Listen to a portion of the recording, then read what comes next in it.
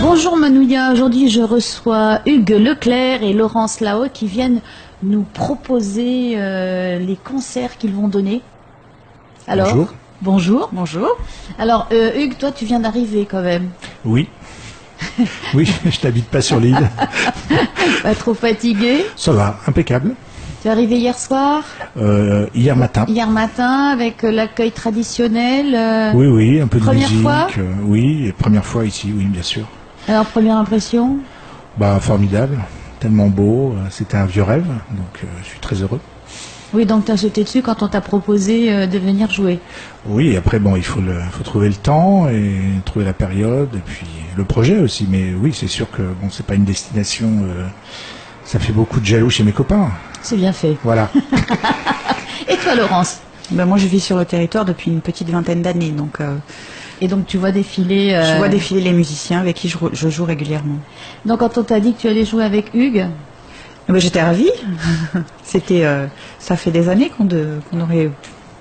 Vous connaissez, vous connaissiez déjà? Oui, on se connaît de nom et puis voilà, on a aussi quelques attaches communes autour de la ville de Nancy en France, le conservatoire, enfin voilà.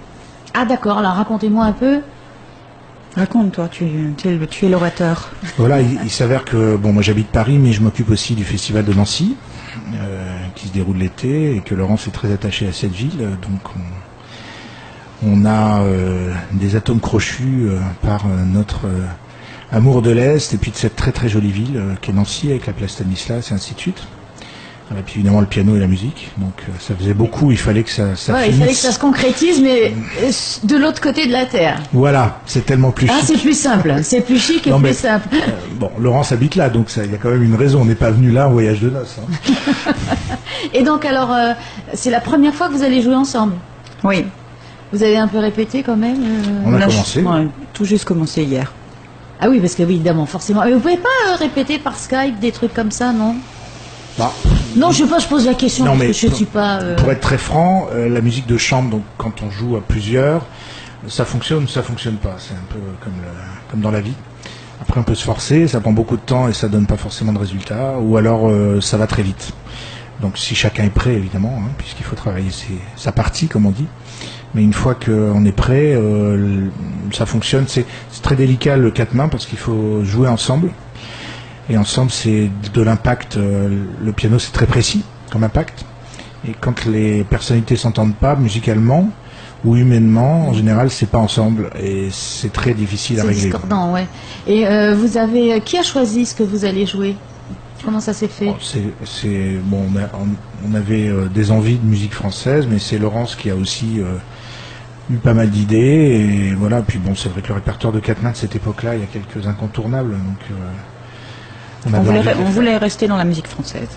Voilà, c'était autour de Debussy, autour du temps de Debussy et de cette esthétique. Donc ça s'est fait comme ça. Et il y a des choix qui se sont imposés à vous, justement? Ouais, la petite suite de Debussy, je trouvais que c'était un incontournable. La petite suite, parce que c'est vrai que c'est dans l'œuvre de Debussy, c'est une œuvre qui est très marquante, c'est sa première grande œuvre. Et elle n'est pas du tout anecdotique, et c'est quelque chose qui va l'amener à une notoriété qu'il n'espérait pas. Et c'est une œuvre qu'il a beaucoup travaillé, donc qui est très très poussée en termes de composition. Et à partir de là, ça a donné aussi un certain renouveau de la musique française dans ce genre un petit peu particulier. C'est une sorte de sonate en 4 mouvements. Voilà, parce qu'on va expliquer à nos auditeurs que c'est pas une musique de plombier, quoi. Une fuite. Qui peut redonner la définition pour ceux qui sont pas mélomanes? La suite. La suite. Une fuite. Oui, parce qu'on des fuites. Bon, une fuite, c'est nouveau. Mais pour moi, j'imaginais quelque chose encore plus fluide qu'une suite. Je me dis, tiens, c'est...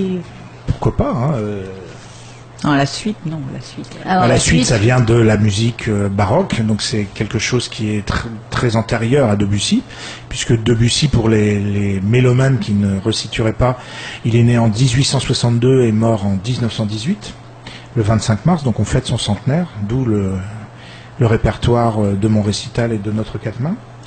Et donc une suite, c'est une succession de morceaux qui était au départ une succession de morceaux de danse. Donc on trouve ça chez Handel, chez Bach, chez Couperin, chez Rameau, tous les compositeurs de la période donc du XVIIe siècle, XVIIIe siècle, et même XVIe. Et Debussy, qui était très intéressé par la musique de ces grands clavecinistes, donc revient vers on peut dire le fondement de la musique, la grande musique française de la période baroque. Et c'est pour ça qu'il s'amuse à faire la petite suite. Et je vais jouer aussi la suite pour le piano, pour piano seul, qui est là encore une référence aux temps anciens. Alors c'était une manière aussi peut-être de réaffirmer le berceau français dans un temps où on jouait beaucoup de musique allemande. Et puis après, évidemment, quand la Première Guerre mondiale est arrivée, c'était encore pire, puisque l'allemand était devenu l'ennemi.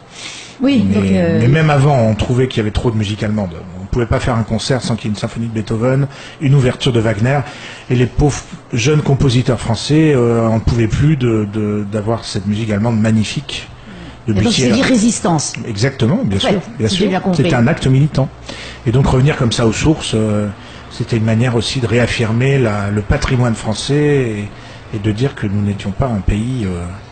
en tout cas, oui, et puis surtout, on connaît l'histoire, je crois que c'est, je sais plus si c'est Vincent d'Indy qui était allé voir Brahms à Hambourg et qui avait toqué à la porte, et Brahms ouvre la porte et d'Indy dit je me présente, Vincent d'Indy, je suis un jeune compositeur français, et Brahms lui aurait claqué la porte au nez en disant il n'y a pas de compositeur français. Ah, carrément. Ah oui, quelle morgue en fait. C'était la guerre, la guerre avant la guerre. Donc, il y avait la guerre de 70. Vous n'allez pas faire la guerre. Alors vous allez jouer quand et où? Alors déjà, Hugues va jouer seul dans un très très beau programme de tout Debussy, dimanche prochain, donc dimanche 6, au Méridien, à 17h. Voilà, c'est le Méridien qui vous accueille, hein, qui accueille chaque fois Musique en Polynésie. Tout à fait, c'est le Méridien qui accueille Musique en Polynésie. Donc là, Hugues va nous enchanter pendant... je ne sais pas combien de temps d'ailleurs, mais il va nous enchanter avec un Debussy absolument un peu plus d'une heure. Et plus il y a affinité quand même. Si on fait des clap-clap en plus, si on applaudit très très fort. Je recommence tout comme ça. Il recommence. Jusqu'à ce que quand même. Jusqu'à ce que le public me jette dehors avec des tomates. Non mais voilà, ça fait à peu près une heure de musique avec ce qui couvre toute la vie de Debussy. Commencer avec les arabesques qui sont des œuvres de jeunesse, et puis terminer avec les préludes du deuxième livre qui sont des œuvres de la fin. Donc ça montre toute la progression du génie de ce grand compositeur français. Mais est-ce qu'on le sentait déjà quand même dans ses premières œuvres? C'est fabuleux, parce que les œuvres même antérieures à ça, qui sont des œuvres plus... Ce ne sont pas des œuvres mineures, quand même. Si, il y a des œuvres de début que Debussy lui-même ne considérait pas comme publiables. Et il y a déjà un trait de... Par exemple, ce qu'on joue à quatre mains, la symphonie en si mineur, qui est une œuvre de jeunesse, dont on n'a pas retrouvé d'ailleurs le matériel d'orchestre. Donc on a juste la transcription, que Debussy a faite lui-même. Et c'est une œuvre il est tout jeune, il a 17 ans, et il y a déjà les traits de son génie, c'est fascinant. Il est né comme ça, quoi. Alors ça, c'est dimanche. Voilà, ça c'est dimanche. Alors, dimanche en solo, et puis après... Ensuite, il y a Moréa, le 10 mai. Le mardi. Voilà. Non, attends, le jeudi. Le jeudi 10 mai à Moréa. C'est un jour de congé aussi. Oui, jeudi. C'est très très beau. Au Sofitel. Voilà, c'est pas des endroits... tu es gâté. Bon, il fallait qu'il profite de la Polynésie tout de même. Ah oui, quand même. Pas venu ici que pour jouer. Et le dernier concert qui sera à la mairie de Piret le 11 à 20h. Donc 3 grands concerts, mais des masterclass, des choses comme ça entre deux. Demain à 17h au conservatoire, je crois. Oui, masterclass demain à 17h au conservatoire. Demain vendredi. Voilà, demain vendredi. Et là, pour le moment, c'est tout ce qui est prévu, mais c'est déjà pas mal. Oui, il y a de quoi faire. Parce qu'il faut arriver quand même. Il faut arriver, il faut qu'il travaille pour lui, il faut qu'on travaille tous les deux, parce qu'on a... Alors à quatre mains, comment ça se passe? Alors déjà, il y a un problème, il faut trouver son espace, puisque c'est enchevêtré.